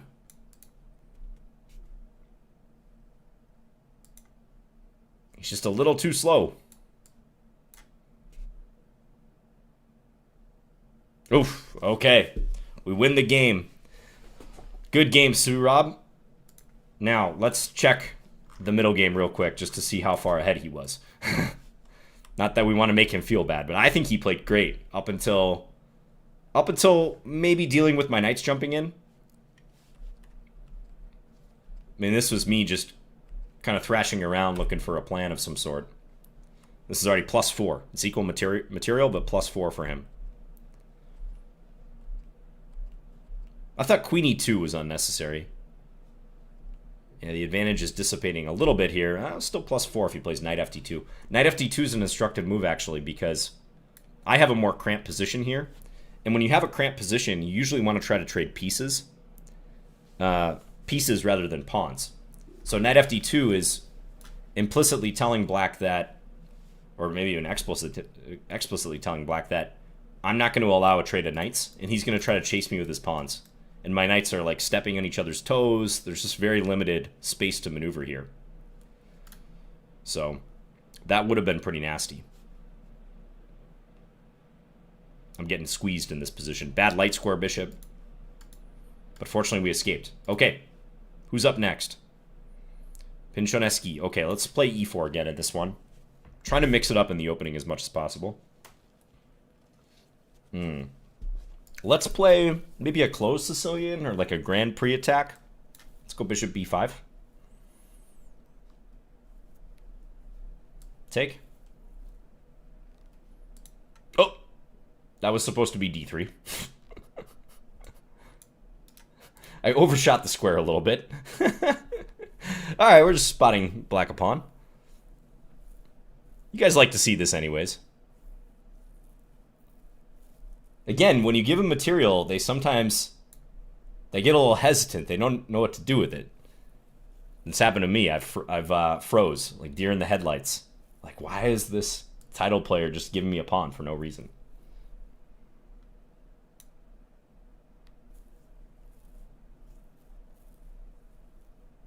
Do I accept only blitz? Yep, only 3+0 challenges for the purpose of keeping this going. Now this or this would be nice, but queen c4, he can just play e6. So I don't think it amounts to much. Let's play bishop g5. Be a little aggressive here. Then, you know, he's got to think if he wants to walk into e6 and the pin. It's probably totally fine for him. Let's castle. I'm not going to castle long. I'll castle short and maybe try for this. we have the makings of some sort of an attack. The JB Gambit. That's when you forget your Starbucks at home in your classical tournament. You have to play 2 games in a day of 90 plus 30 without any caffeine. That's the JB Gambit. It sounds terrible, doesn't it? All right. I'd like to keep some pieces on board. This is an interesting defensive move.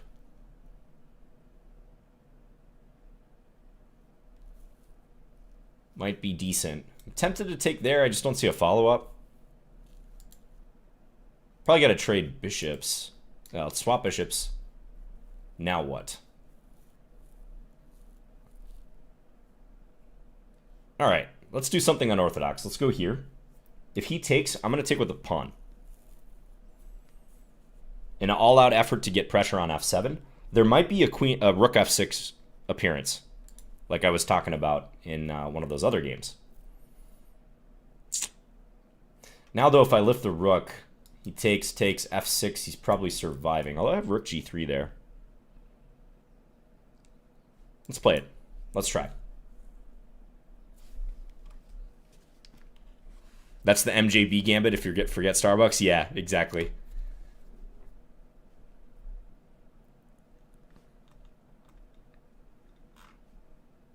Shout out to MJB as well. Tried my best to attack here. I'm down a pawn. The game has not gone as planned because of that d4 slip early on.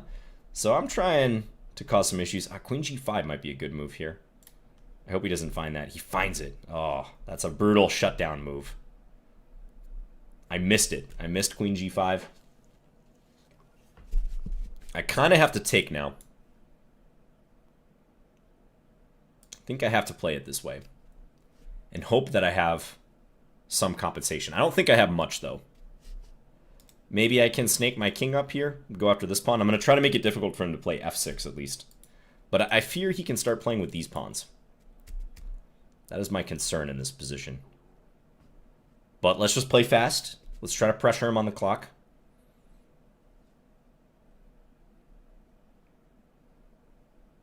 Is there a delay? The delay should be very slight, if anything. Maybe like a 10-second delay or something.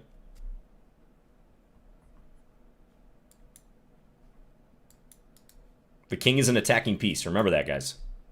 King h6, rook f7. Then we're back in business. Here we go. Here we go. Here we go. Oh, he's planning rook c5. Let's go here. I think he's looking for this counterattack.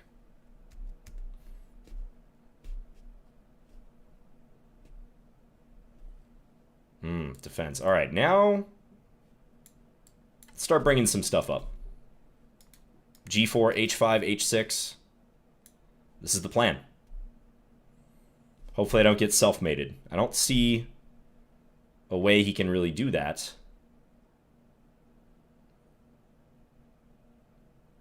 Let's keep going. I think he's looking for rook c5, but all right. No problem, no problem. Let's go here.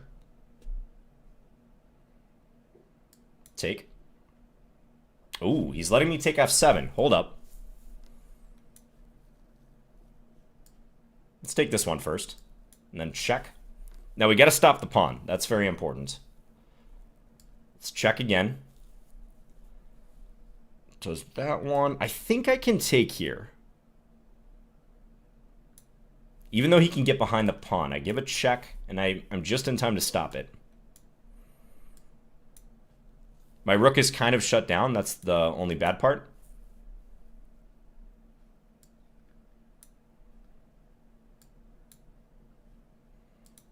Might actually be losing here. I think I am.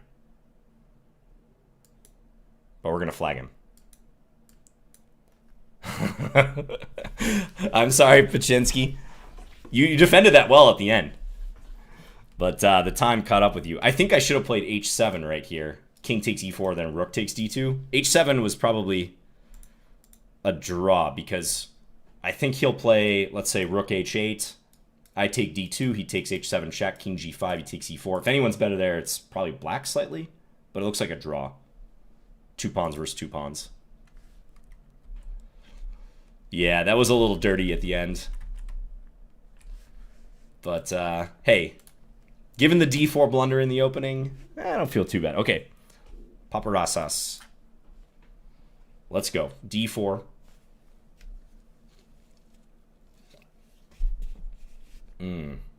Let's play a Trompowsky. I don't often play this opening, but let's give it a shot. Sometimes you get to establish the nice pawns in the middle. Knight d2? Let's do it. I don't have to play bishop takes f6, so maybe I'll hold on to that. Now this is looking like a French. I'm gonna keep this guy, or do I want to? No, let's play h4. Let's play experimental. We'll give him a pawn. Doesn't want it. All right, I'll pull him back. I'm thinking if he takes queen g4 is going to be unpleasant. Queen g4 here also makes sense. Let's try. Yeah, this is looking like some weird French transposition. King f8. Okay, let's go a3. Just stopping his knight coming into b4 later. I gotta say, I like the look of this position. He looks pretty cramped to me.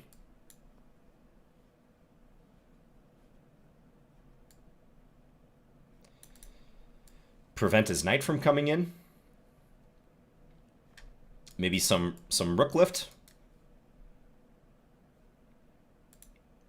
Yeah, I'm leaning heavily on my knowledge of like the McCutcheon variation of the French, for instance. There's some crossover going on here.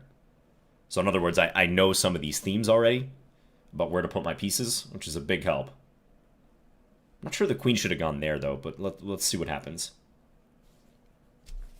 Was king f8 a mouse slip instead of castling, or the best move? That was almost likely, almost certainly intentional, I would say. Bishop g6. Because if he castles, his king would be pretty exposed on the king side. Here, with his rook to help out, he can hope for a little more defensively. Yeah, my queen is misplaced. I should have put it on f3 and gone knight to f4. Still not too late to do that. Let's play that. It's always unfortunate when you have to do something like this, like basically admit with your next move that you put a piece on the wrong square, but I think for my coordination, it's just far better to do it this way. He actually takes this pawn. That is a bold pawn to capture because his bishop is awkwardly placed. I could win the pawn back right away with g3 and rook takes h5, but I'm going to play for more. No problem, Greg. Yeah, look up the McCutcheon variation of the French. Also the Winnower variation. Here, I'll type it in the chat. McCutcheon. Very interesting lines in the French defense. You'll see some similarities. Victor Korchnoi was famous for the king f8 move in the French. He's a big French proponent. Okay, knight takes h5. Looks good. Yeah, he's really walking on eggshells here. I think this move should be almost dead winning for me. If he takes on e3, this is mate in 2. Rook takes g7, king f8, queen takes f7. And that's what we're going to get. Okay, he resigned. Nice. Yeah, this looks pretty good for white, I gotta say.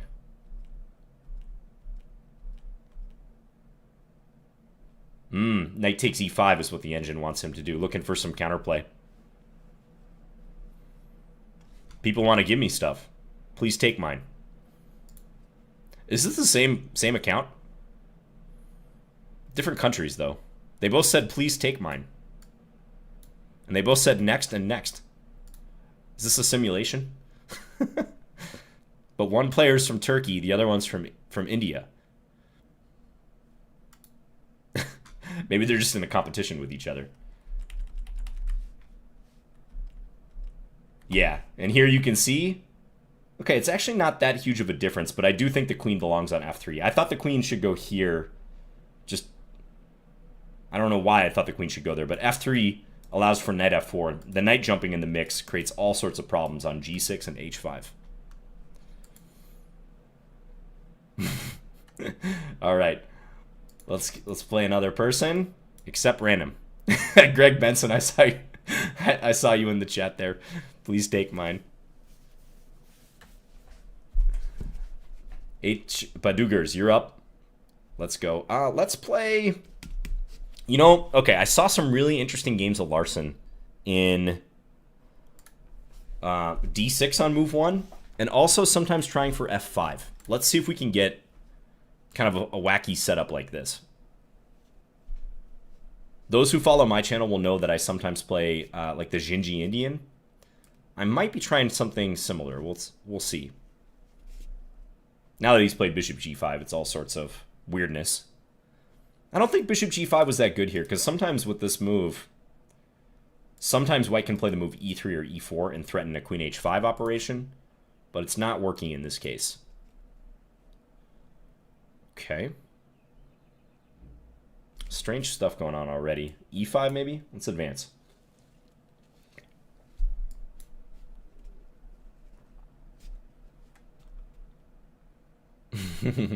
The Matrix has you. Fabit says, please do not take me next. Glitch in the Matrix. Yeah. Okay, we'll develop the bishop in attack. I'm not actually really threatening to take this because queen a4 would be too dangerous for me. But I'm thinking play pawn c6 next, maybe knight d7. Pretty soon I'll be threatening to take. He might play b3 just instinctively to defend. But bishop c5, maybe a quick attack against f2. We'll see what happens. Yeah, I think this move makes a lot of sense. Good policy against a fianchettoed bishop to put two connected pawns like that. Ooh, I'm so tempted. Doesn't work, though. Let's play e4. Now here would blunder to queen d4. That would be an easy blunder to make. Yeah. This pretty much wins a piece because the severity of the threat. Knights in the center like that are unsupported can be easily attacked oftentimes. If that was supported by a pawn, it would be different, but... Yeah, Xinji Indian. Very interesting line. Ooh, now I'm going to get the 2-for-1 special here. Or 2-for-none special, actually. It's free food. Do I take his bishop first, even? You can play knight g6 against that. We'll just take his knight. Bishop f4, queen d4.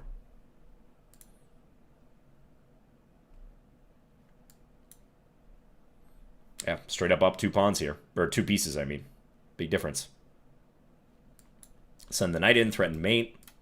If e3, maybe just this.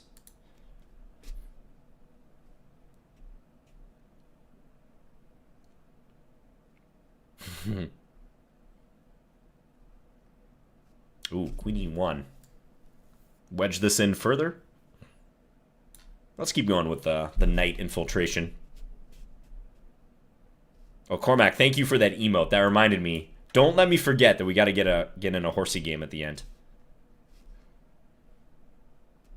It's critical.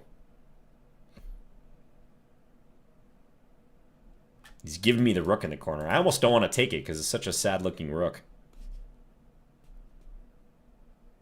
Nah, we'll capture. We'll keep it simple. Develop. Putting the knight here just so I don't block any d-file stuff. I can castle on either wing. Probably castle short.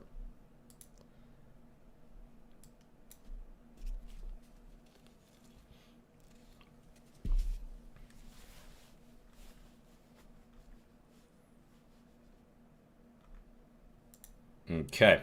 No threats from him, so rook comes over. Offer a trade down the file. Just a matter of time at this point. How much you guys want to bet? Once this game ends, we're going to have our 2 familiar friends in the chat. I think they've realized that I can see those messages. So we'll find out if they're there.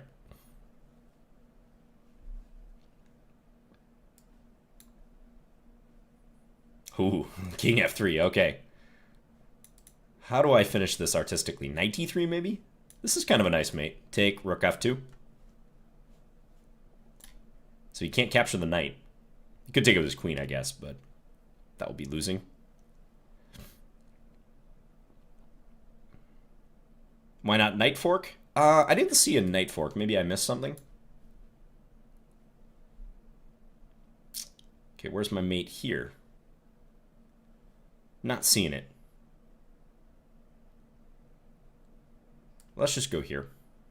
He can take the knight now, but I'm thinking just close the net, threaten queen takes on f4, checkmate. Okay, thanks for the game, H. Badugers. Yeah, funky opening. I think the whole bishop g5, bishop d2 operation was not so successful, and yeah, knight f3. This position already looks a little tricky for white. I would have probably played e3 here if I were playing white, followed by knight e2. This white does have to be very cautious about tactics on f2, as evidenced by the game continuation. Okay, who's up next? Oh, we didn't have our friends in the chat. They weren't quick enough. Barbarian. Let's play e4. Barbarian, maybe. Let's see. I played a Smithmore Gambit. I played the closed Sicilian. What else can I try? How about a wing Gambit? Let's try a wing Gambit. Another line I hardly ever play.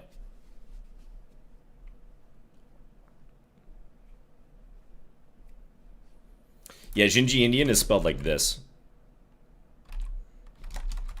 Duffman already put it in there, but Gingy Indian, named after Roman Gingy Hashvili. Let's take. Hey, K Buckby, good to see you in here. You play this line? I can try to play a Scotch Gambit, yep. Okay, he's allowing me to expand pretty liberally here. I'm going to do it. Chase his knight.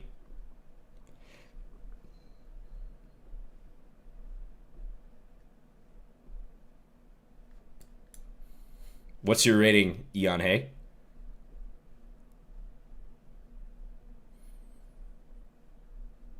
Okay, let's play c3. See where that bishop goes. Should I attack him with the h-pawn? I'm very tempted. But I kind of want to get my light square bishop involved first. Nah, you know what? Let's just do it. h4 it is. h5 threatened. That would drive the knight back to f8. So he puts a stop to that. Okay. Let's go here now. Try to deny this knight some development. I'm thinking bishop d3, knight g5, attacking moves like that. 1334? Okay. I've definitely seen lower rated than that. By a lot. So, no, I think you may not be the lowest. I think I played an 1100 earlier. Maybe even a 1000.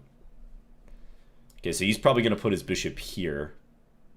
I'd like to beat him to the punch on that diagonal, but it's probably not possible. But let's play bishop d3 and see what he does. If he plays bishop e7, it might actually be decent to take and play queen d3.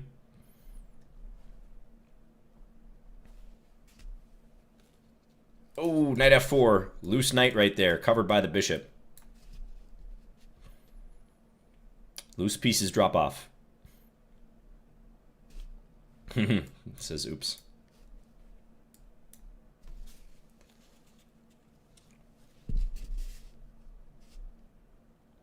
Iane, yeah.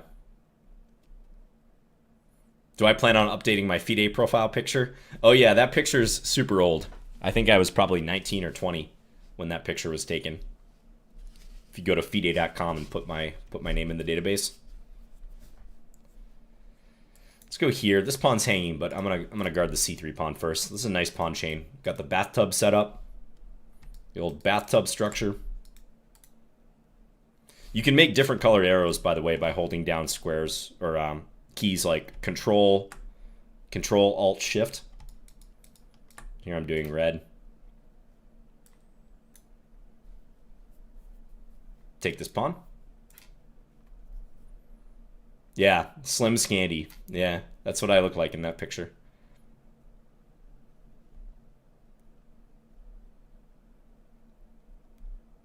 Oh, thank you for that very nice message, Camel. Or Camel. How should you study an opening in chess? Yeah, that can be a complicated subject, but I would say one major piece of advice I have is to play the opening first. Try to play it in some blitz or rapid games, an opening that you're thinking about incorporating into your repertoire. Get a feel for it first. Decide if you even like it, because you may end up, if you don't, you may end up investing a huge amount of time only to decide that you don't like an opening that you've committed to studying. So play it first, get a feel for it, get some experience under your belt, and then start looking up the theory and trying to more academically study it. Use your games as a jumping off point, in other words. I think that's a pretty good policy for most players.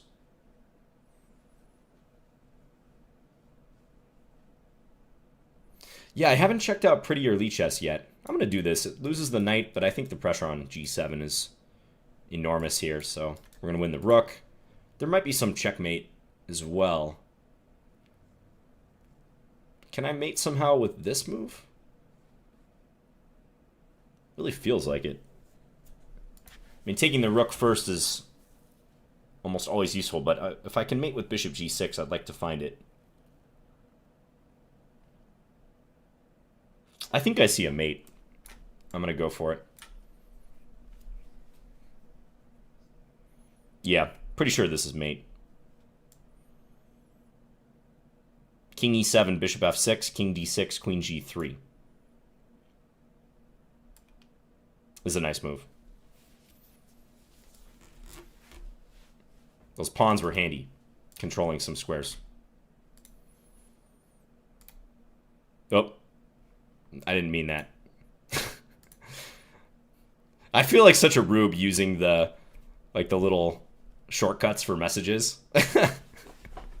I've got to go.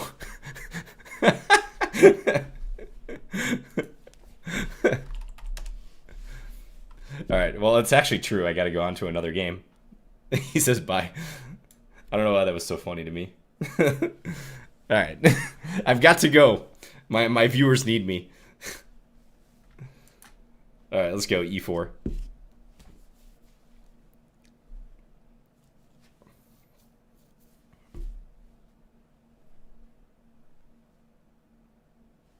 You know, hey, no worries. Keep it up.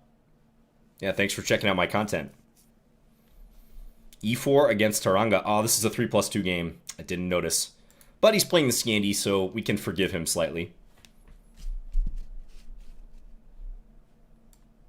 Hey, John, have I thought about doing a collabs with other streamers anytime soon? You know, I don't do a whole lot of collabs. I used to do more of them, but I've just gotten busier and busier. Oh, this is a typical mistake. Let's, okay, one way you can take advantage of this is bishop f7, but let's offer him the queen and see what happens. This is a mate threat. If he plays bishop h5 trying to guard, we offer the queen again. We take the bishop. Okay, so he plays probably the best move. But this is going to be suffering. For the record, though, bishop takes f7 followed by knight e5 is kind of the clinical way to refute that.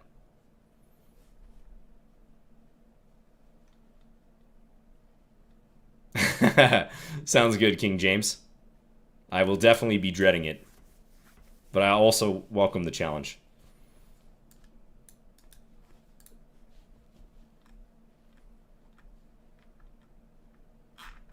But yeah, I might get back to collabing when I have more time to actually focus on streaming.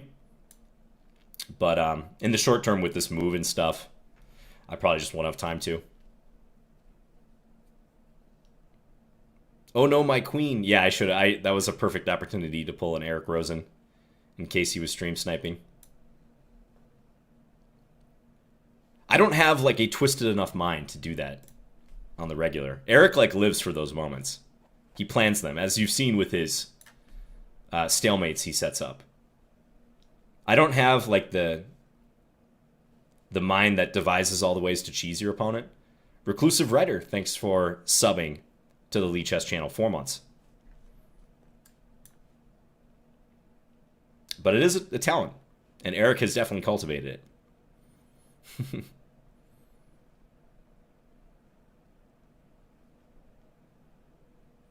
Like, I vividly remember a Title Tuesday game I played, threatening knight g5 here, by the way, where it was a time scramble, and I was in a winning position with king, rook, and pawn against king and rook. And my opponent, there was an increment. There's a 1 second increment in those games. They're 3+1. And my opponent played a move that I believe she knew would cause me to have to make a really difficult long-range move in time pressure. I think she literally hung her rook. And it was such a move that I had to go from like the second rank all the way over, or sorry, the B file all the way over to the G or the H file to actually capture the rook. I should have mate here. This is double check. Maybe not quite mate, but devastation. And I believe, I have the sinking feeling she played that because she knew I would not be able to execute the move in time. It's from a Title Tuesday, maybe a year and a half ago. So there's players like that who have that creativity, let's say. No, that's not the Bishop G8 story. That was another memorable game, though, from Title Tuesday. But no, different game. Okay, now here I can play knight f7. I can also take on e7 even, get real creative, but that's probably a bad decision. Not the best. Let's just go check. We'll go for the fork. She was right. Yeah, I flagged.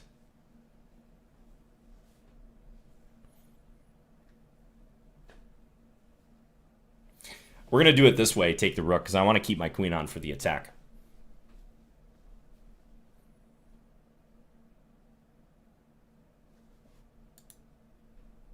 Sujay, I'm taking challenges at random.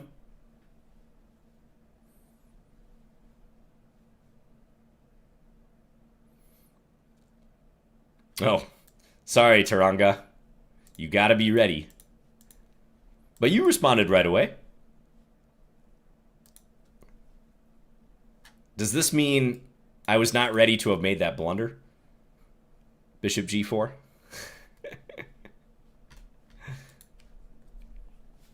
Like, I was fitting in some last-minute opening prep. I needed 5 more minutes. Yes, 3+0 is the time control.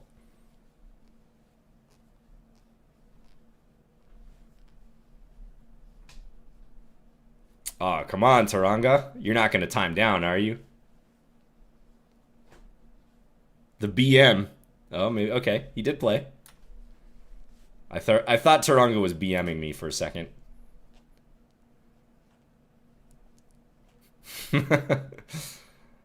Okay, check. Like Max Deutsch wasn't quite ready for Magnus.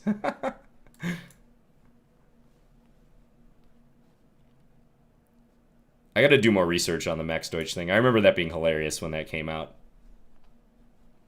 I'm pretty sure it was all promo for his book, where he was taking on various challenges. Because I don't believe he actually thought that he could defeat Magnus with a month of training and play at a 2800 plus level. All right, thanks for the game, Taranga. Yeah, so that's a real typical Scandinavian trap, and just a trap you see in e4 openings a lot. This bishop f7 operation. So that is the best move here. Bishop f7, king f7, knight e5, and go take the bishop. But knight e5 is a little twist on it too, because bishop takes d1, bishop takes f7 is mate. Okay. We're getting close to the horsey game. I think maybe 1 or 2 more games, and then the famous horsey game. Older gold, let's go. 1862.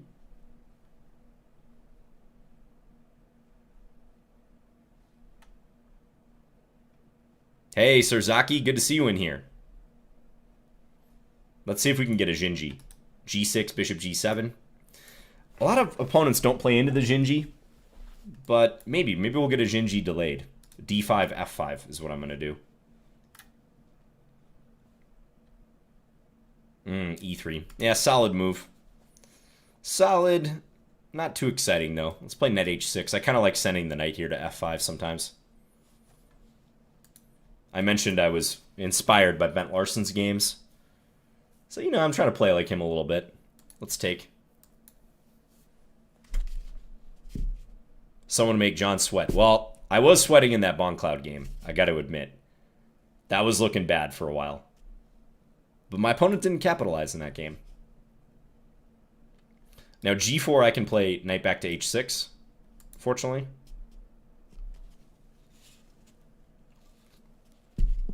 We're still right around 150 challenges for the next 10 minutes.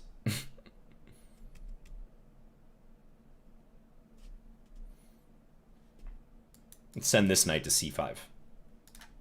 We're going to use these squares. b4 is something that maybe is worth preventing, but white seems a little hesitant here.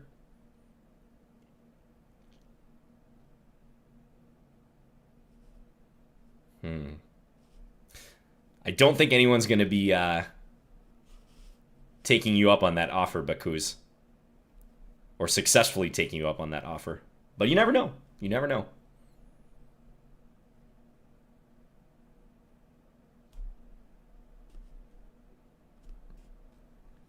If I play with the horsey set in the final game, maybe I'll play a funky opening too. We'll see. Okay, let's play a5 now. I think b4 would have been interesting for white on the last move, although I guess I had maybe knight a4 against that. So a5, I'm just trying to stop him from playing b4. If he goes a3, I'm going to play a4. Now, strategically, in my experience, this tends to favor black because of the weakness of these squares. But maybe he can use the b5 square.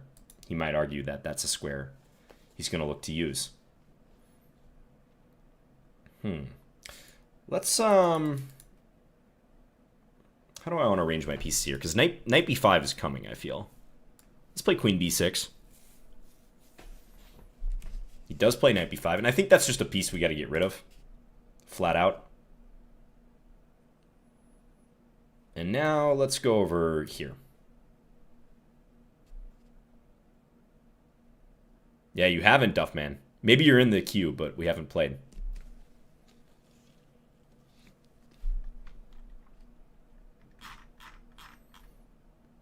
Thanks to all the viewers today, by the way.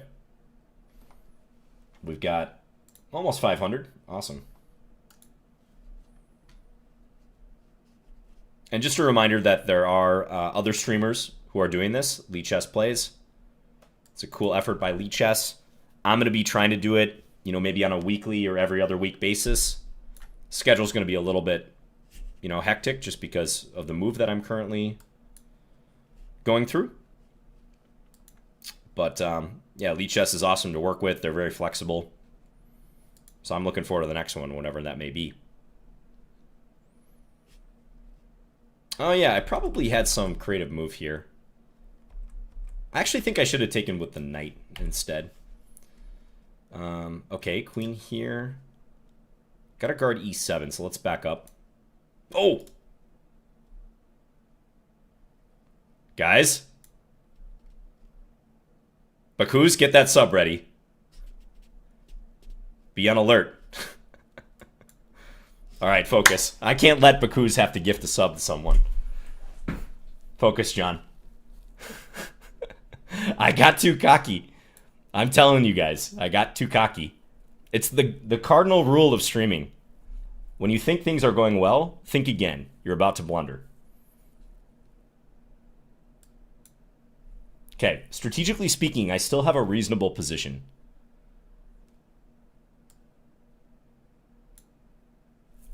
So let's just not get mated in the short term.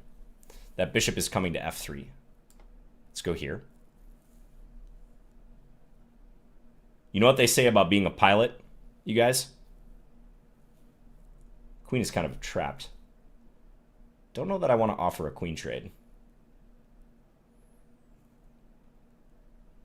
All right, I got to do this. You guys know what they say about being a pilot? I think this applies to chess too. And these streams.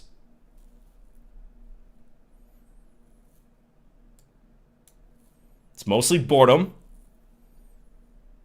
When you're like, you know, winning one positions, let's say. Not that playing you guys is boring. Not trying to say that. Boredom punctuated by sheer moments of terror. And that's what I'm experiencing right here. Oh, he's going to get that pawn, isn't he? Hold up.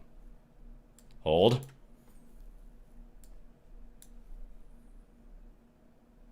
Okay, he's allowing a little bit of counterplay. Little bit.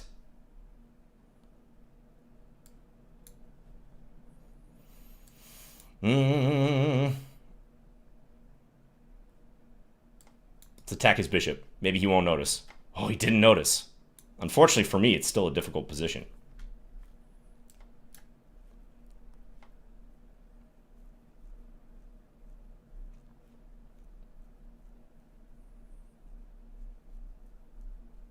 This is anybody's game. He went for a check. He doesn't know what to do.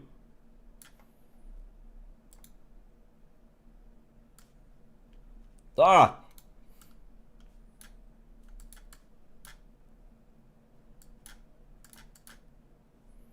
I feel a dirty flag coming. Oh. That was dirty. I'm sorry, older gold. I feel bad about that one. He deserved at least a draw there. He said gold game. That was a dirty, dirty flag there. He's very gracious, though. He says thank you.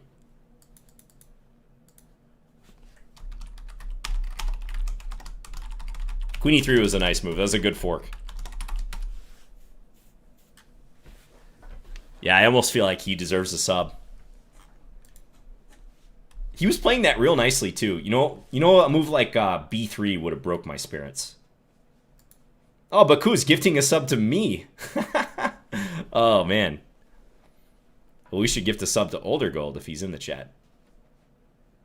From Peru. But yeah, b3 would have broke my spirit here. Loading up on the file. I was hoping he would actually play the way he did, because it gave me a little bit of freedom with my rooks, although the position is, of course, completely losing still. All right. I think it's time for the last game of the day. You know what that means. Get ready for one of the most terrifying things that you're going to experience on your Sunday. It's the horsey set. Let's go. Who will be the benefactor of the horsey game? Okay. Femi Atalar, 1762. We're going to play a Bong Cloud horsey. Again, do not try this at home. This comes with a warning. Do not try it at home. The king is even pretty apprehensive about what I just did. Doesn't take the pawn. Okay. Now, against a player of this caliber, I think going for the Winter Palace is going to be too dangerous.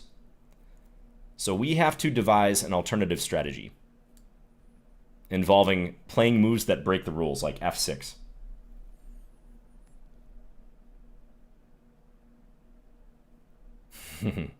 Plays d5. Okay.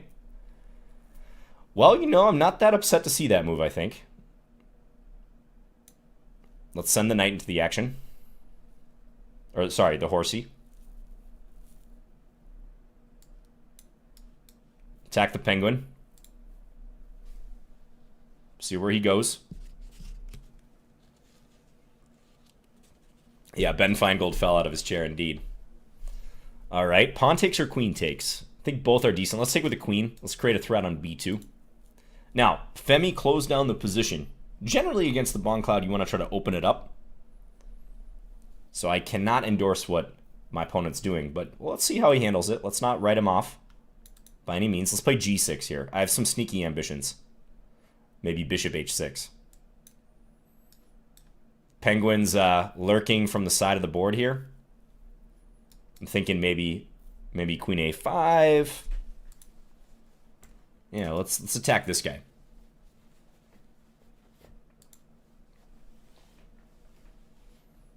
My coordination is still a little off here. I need to get the knight in the mix. It actually might have been better to maneuver the knight first. Now, queen d3 makes sense. I think now I'm going to play for c5. Oh, okay, new plan. c5, f5, knight f6. That's the plan. Retreats. Okay, let's go for it. Captures. Okay, I get the bishop in the game, though. That's looking good. Got to be a little careful around here. Like, this is something... I don't want to allow a sacrifice there, let's say. Like, knight f6 is a natural move, but after take, take, queen takes here, there's d6 at the very end of the combo. So maybe bishop g7 even. Or rook e8. Let's go rook e8. It's actually still possible bishop b5 gives me some issues, but we'll see. Hello, Suad. Good to see you.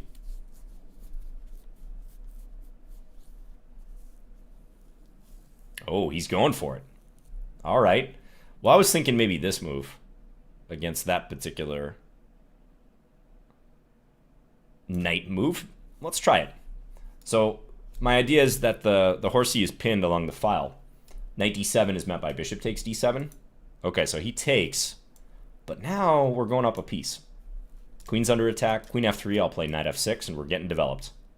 Ooh, he has g4 against that, though. Careful, careful. Knight f6, g4. Oh, no, I just take with the knight, of course. So I think it's good. Bezopen MC gifting a sub to Cristofo Games. Bishop d3, probably a good move. Good attempt. Maybe rook e5. Let's get the rook in the mix. Rook's eyeing up that pawn, quite literally. Juicy pawn. Ooh, blunder. Blunder alert. Oh, he missed the queen on the side of the board. Look how happy she is to get in the action. She's got a big smile on her face. Knight up? I feel like this should be winning. g4 is still a thing, but there's knight d2.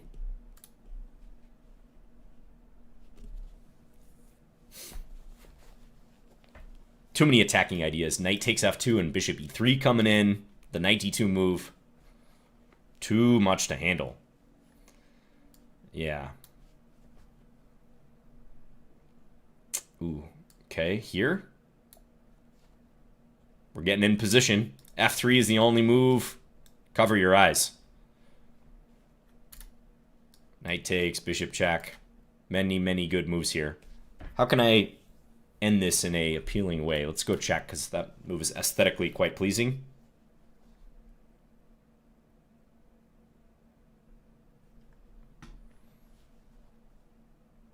We'll take with the knight. The horsey. Bezopen, thank you for subbing. Now I'm thinking take and then here is a nice way to end it.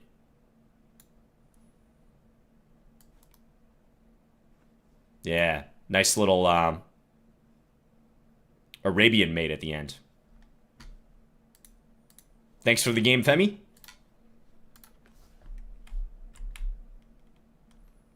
I think if White had played in this position bishop b5 first, there might have been some issues, because if I move the rook, maybe then knight takes e5 was better. Although I'm not quite certain about that, because let's say bishop b5, rook f8, knight takes e5, d takes e5, queen takes e5, king f7.